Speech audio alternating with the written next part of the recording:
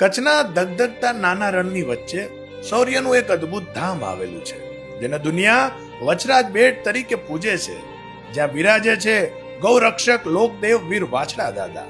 રાજપૂત કુળના મહામાનવનો ઇતિહાસ અમર છે.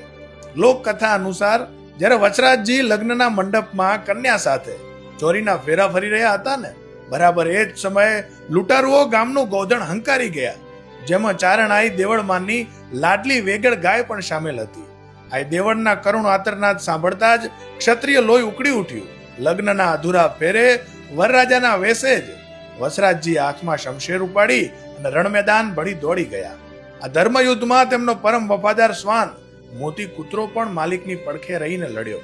ગાયોને મુક્ત કરાવતા કરાવતા લૂંટારુઓ સામે લડતા લડતા વસરાજજીનું મસ્તક ધડથી અલગ થયું, છતાં એમનું ધડ દુશ્મનો પર કાળ બનીને તૂટી પડ્યું.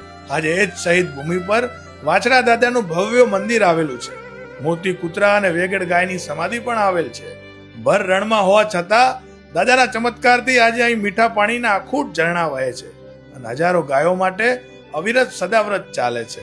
ગૌધનના રક્ષક અને વચનના પાલક વીર વાછડા દાદાના ચરણોમાં કોટી કોટી વંદન.